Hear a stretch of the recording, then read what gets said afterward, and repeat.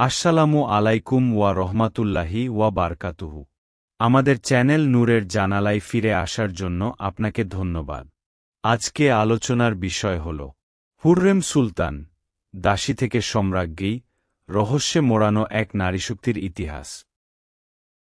Hurrem সুলতান, যাকে নিয়ে ইতিহাসের পাতায় নানা বিতর্ক রয়েছে, তবে সব বিতর্কের ঊর্ধ্বে তিনি ছিলেন অটোমান সাম্রাজ্যের সবচেয়ে প্রভাবশালী নারী, ইতিহাসের অন্যতম শক্তিশালী শাসক সুলতান সুলেমান দ্য ম্যাগনিফিসেন্টের প্রিয় স্ত্রী এবং একজন রহস্যময় ব্যক্তিত্ব, যার লিগ্যাসি বা পরম্পরা নিয়ে এখনও লেখালেখি হচ্ছে, নতুন ব্যাখ্যা দাঁড় করানো হচ্ছে, সেই সঙ্গে তাকে নিয়ে হারানো অনেক তথ্য পুনরুদ্ধারের কাজও চলছে।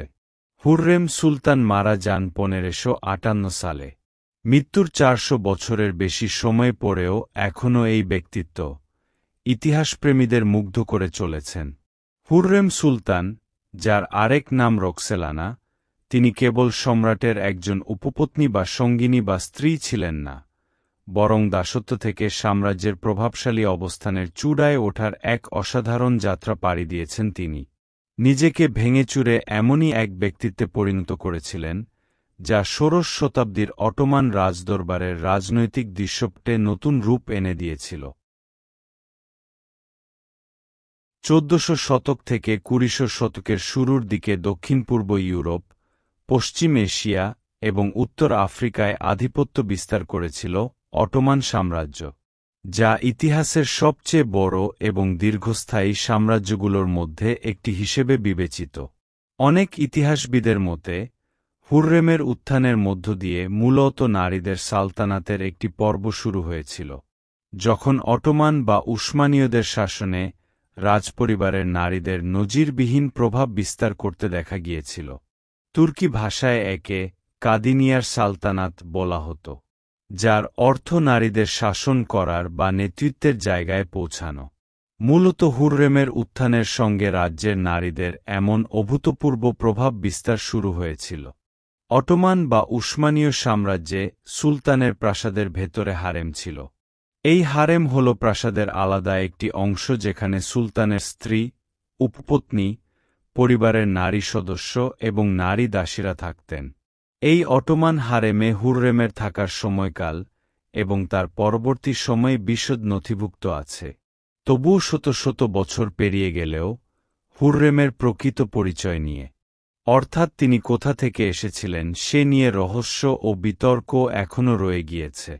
তিনি ইউক্রেন অঞ্চল থেকে অপহৃত কোনো বন্দী, নাকি অর্থোডক্স পুরোহিতের কন্যা, কিংবা অপ্রত্যাশিত তত্ত্ব অনুযায়ী জলদস্যুদের দ্বারা অপহৃত কোনো ইতালীয় অভিজাত নারী ছিলেন? বন্দী দশা থেকে রাজদরবার পর্যন্ত বেশিরভাগ ইতিহাসবিদরা মনে করেন হুররেম সুলতান 1500 শতকের শুরুর দিকে রুথেনিয়া নামে এক ঐতিহাসিক অঞ্চলে জন্মগ্রহণ করেন, আজকের দিনে যা ইউক্রেন, পোল্যান্ড এবং বেলারুশের কিছু অংশ জুড়ে ছিল। জন্মের পর হুররেমের নাম কি ছিল সে বিষয়ে সুনির্দিষ্ট কোনো রেকর্ড নেই। কিছু ইউক্রেনীয় সূত্র তাকে আলেকজান্দ্রা লিসোভস্কা বা আনাস্তাসিয়া হিসেবে উল্লেখ করে। অন্যরা মনে করেন তিনি পশ্চিম ইউরোপে লা রোসা, রোজানা, রোকসোলান, রোকসানা বা রোকসেলানার মতো নামে পরিচিত ছিলেন। তবে সরকারি অটোমান নথিতে তাকে হাসেকি হুররেম সুলতান হিসেবে উল্লেখ করা হয়েছে। ফার্সি ভাষায় হুররেম অর্থ সুখী বা আনন্দময়, এবং হাসেকি হল সুলতানের সন্তানের মায়ের জন্য সংরক্ষিত একটি সম্মানসূচক উপাধি। কিছু সূত্র দাবি করে যে হুররেম একজন অর্থোডক্স পুরোহিতের কন্যা ছিলেন, আবার অনেকে মনে করেন যে তিনি একটি কৃষক পরিবারে জন্মগ্রহণ করেছিলেন। তুরস্কের অধ্যাপক ফেরিদুন এমেচেন এমন কিছু নথিপত্র পাওয়ার কথা বলেছেন যেখানে বলা হয়েছে রোহাটিন নামের এক শহরে, যা তখন পোলিশ রাজ্যের অংশ ছিল এবং বর্তমানে পশ্চিম ইউক্রেনে অবস্থিত, সেখানে হুররেম ক্রিমিয়ান তাতার দস্যুদের হাতে বন্দী হয়েছিলেন। এরপর তাকে দাস হিসেবে বিক্রি করা হয়েছিল।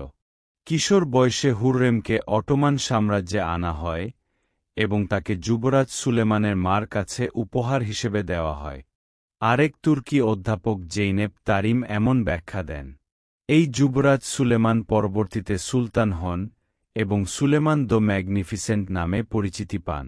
ইতিহাসবিদরা বলছেন, হুররেম সম্ভবত 1520 সাল নাগাদ হারেমে যোগ দিয়েছিলেন, কারণ সুলেমানের সঙ্গে তার প্রথম সন্তান, প্রিন্স মেহমেদ, পরের বছর জন্মগ্রহণ করেছিলেন। 100 বছরের প্রথা ভেঙে সুলেমান হুররেমকে বিয়ে করেছিলেন, যা রাজদরবারকে বিস্মিত করেছিল এবং হুররেমের অবস্থানকে নজিরবিহীন উচ্চতায় নিয়ে গিয়েছিল। এর আগে অন্য কোনো অটোমান সুলতান কোনো উপপত্নীকে বিয়ে করেননি। ইতালীয় পরিচয়।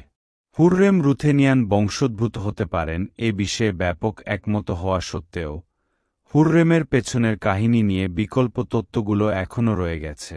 পূর্ব ইউরোপীয় এলাকার বাসিন্দাদের বোঝাতে পশ্চিম বা মধ্য ইউরোপীয়রা মধ্যযুগে এই রুথেনিয়ান শব্দটি ব্যবহার করত। একটি বিশেষভাবে বিতর্কিত দাবি করেছেন গবেষক ড.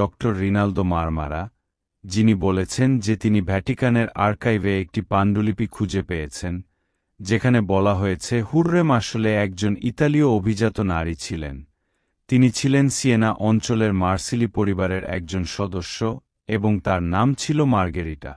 তিনি বলেন, এই নথি অনুযায়ী তিনি এবং তার ভাইকে জলদস্যুরা বন্দী করেছিল এবং পরে তাদের অটোমান দরবারে দাস হিসেবে বিক্রি করে দেওয়া হয়। গবেষক মারমারা আরও বলেন, ওই পাণ্ডুলিপি থেকে জানা যায় যে হুররেমের বংশধর সুলতান মেহমেদ চতুর্থ এবং পোপ আলেকজান্ডার সপ্তমের মধ্যে আত্মীয়তার সম্পর্ক ছিল, যা তার রুথেনিয়ান পরিচয় নিয়ে সন্দেহ সৃষ্টি করে এবং এক গোপন অভিজাত বংশের ইঙ্গিত দেয়। তবে ইতিহাসবিদরা সন্দেহ প্রকাশ করেন।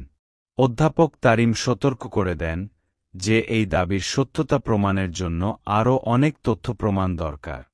তিনি উল্লেখ করেন, তৎকালীন ভেনিসীয় রাষ্ট্রদূতের রেকর্ডে এ বিষয়ে বিস্তারিত কোনো উল্লেখ নেই। সেই সময়ের রাজদরবারের গুজব ও কূটনৈতিক বিষয়ে সবচেয়ে নির্ভরযোগ্য উৎস ছিল এই ভেনিসীয় রাষ্ট্রদূতের রেকর্ড। তিনি বলছেন, যদি এমন কিছু থাকত, তাহলে ওই রেকর্ডগুলোয় সেই তথ্য পাওয়া যেত। আমরা অনেক আগেই তা জেনে যেতাম।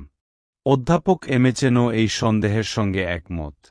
তিনি স্বীকার করেন যে হুররেম পোলিশ রাজপরিবারের সঙ্গে যোগাযোগ করেছিলেন ঠিকই, তবে সেটা সম্ভবত আনুষ্ঠানিক কূটনীতির অংশ ছিল, অভিজাত বংশের প্রমাণ নয়। রাশিয়ান ডাইনি। বিভিন্ন সূত্রে হুররেম সুলতানকে যেভাবে উল্লেখ করা হয়েছে তা নিয়ে বিভ্রান্তি আরও বেড়েছে। অটোমান যুগের নথি এবং কবিতাগুলোয় মাঝে মাঝে তাকে রাশিয়ান ডাইনি হিসেবে চিহ্নিত করা হয়েছে, যা ছিল সমালোচকদের দেওয়া তার একটি অপমানজনক উপাধি। বিশেষ করে অন্য নারীর গর্ভে জন্ম নেওয়া সুলেমানের বড় ছেলে প্রিন্স মুস্তাফার মৃত্যুদণ্ড কার্যকর হওয়ার পর তাকে এই এমন কটাক্ষমূলক উপাধি দেওয়া হয়। প্রিন্স মুস্তাফা অটোমান সিংহাসনের প্রথম উত্তরসূরি ছিলেন। ধারণা করা হয় হুররেমই তার এই মৃত্যুর নেপথ্যে ছিলেন, যেন তার নিজের ছেলেদের সিংহাসনে আরোহণের পথ পরিষ্কার হয়ে যায়। অধ্যাপক এমেচেন ব্যাখ্যা করেন, অটোমান প্রেক্ষাপটে রুশ শব্দটি শুধু জাতিগত রাশিয়ানদের বোঝাতে ব্যবহার করা হতো না, বরং এটি ছিল একটি ভৌগোলিক উপাধি। উত্তরের যে কোনো এলাকা থেকে আসা লোকদের জন্য এটি ব্যবহৃত হতো, যার মধ্যে বর্তমান ইউক্রেন ও বেলারুশও পড়ে। সেই সময়ে আজকের সীমানার মধ্যে কোনো রাশিয়া ছিল না। তৎকালীন চিঠিপত্রে তারা রাশিয়ান বলতে বোঝাত রুশীয় অঞ্চল থেকে। ইউক্রেনিয়ানের ভিতালি চেরভোনেঙ্কো বলছেন, 16 শতকে পোল্যান্ডে যেখানে ইউক্রেনীয়রা বাস করতেন সেই এলাকাগুলোকে বলা হতো রুসকে প্রদেশ এবং রোহাতিন ছিল তার অংশ। সেই সময়ে ইউক্রেনীয়দের রুসিন বলা হতো, কিন্তু রাশিয়ার সঙ্গে এর কোনো সম্পর্ক ছিল না। সাম্প্রতিক বছরগুলোতে হুররেম সুলতানের পরিচয় নতুন রাজনৈতিক গুরুত্ব পেয়েছে, বিশেষ করে ইউক্রেনে, যেখানে তিনি একজন জাতীয় ব্যক্তিত্ব হিসেবে সম্মানিত। তার সম্মানে তার কথিত জন্মস্থান রোহাতিনে ভাস্কর্য রয়েছে এবং বর্তমানে রাশিয়া অধিকৃত মারিউপোল শহরের একটি মসজিদে সুলেমানের নামের পাশাপাশি তার নাম রয়েছে। 1919 সালে আঙ্কারায় ইউক্রেনীয় দূতাবাসের অনুরোধে ইস্তাম্বুলের সুলেমানিয়ে মসজিদ কমপ্লেক্সে হুররেমের কবরের শিলালিপি থেকে তার রাশিয়ান বংশোদ্ভূত সংক্রান্ত তথ্য মুছে ফেলা হয়। আপডেট করা শিলালিপিটি এখন তার ইউক্রেনীয় ঐতিহ্যকে তুলে ধরা হয়েছে, যার মাধ্যমে ধারণা পাওয়া যায় যে আধুনিক ভূরাজনীতির প্রেক্ষাপটে হুররেমের উত্তরাধিকার কতটা গুরুত্ব বহন করে। জনহিতকর কাজ। হুররেমের প্রভাব হারেমের চার দেয়ালের বাইরেও অনেক দূর পর্যন্ত বিস্তৃত ছিল, তবে সম্ভবত তার জনহিতকর কাজগুলো সবচেয়ে বেশি স্থায়ী হয়েছে। তিনি ইস্তাম্বুল এবং জেরুসালেমে, যা তখন অটোমান সাম্রাজ্যের অংশ ছিল, মসজিদ, বিনামূল্যে খাওয়ানোর কেন্দ্র বা স্যুপ কিচেন এবং দাতব্য প্রতিষ্ঠান চালু করেছিলেন, যা তখন অটোমান সাম্রাজ্যের অংশ ছিল। ইস্তাম্বুলের হাসেকি এলাকা আজও তার নাম বহন করে আসছে। ঐতিহাসিক নথি অনুসারে হুররেম সুলতান 1558 সালের 15 এপ্রিল ইস্তাম্বুলে স্বাভাবিকভাবে মৃত্যুবরণ করেন। তার দেহ সুলেমানীয় মসজিদে দাফন করা হয়েছিল। পরে সুলতান সুলেমানের নির্দেশে তার কবরের স্থানে একটি সমাধি নির্মাণ করা হয়। হুররেমের মৃত্যুর মাধ্যমে একটি অসাধারণ জীবনের সমাপ্তি ঘটে, কিন্তু তাকে ঘিরে থাকা প্রশ্নগুলো আজও ফুরায়নি। তিনি রুথেনিয়ান বন্দী হন, ইতালীয় অভিজাত পরিবারের সদস্য হন, কিংবা ভুল বোঝা এক ক্ষমতাধর নারী, হুররেম সুলতান অটোমান ইতিহাসে এবং বৈশ্বিক ইতিহাসে সবচেয়ে আকর্ষণীয় ও বিতর্কিত ব্যক্তিত্বদের একজন হয়ে আছেন। আপনি দেখলেন নূরের জানালা, যেখানে ইতিহাস কথা বলে আর সত্যের আলো জ্বলে ওঠে। যদি এই কাহিনী আপনার অন্তরে ছুঁয়ে যায়, তাহলে লাইক, শেয়ার আর সাবস্ক্রাইব করতে ভুলবেন না। আবার আসুন ইসলামের বিস্ময়কর ইতিহাসের আরেকটি অধ্যায়ে। ততক্ষণ পর্যন্ত আল্লাহর রহমত আপনার সাথে থাকুক। আসসালামু আলাইকুম ওয়া রাহমাতুল্লাহ।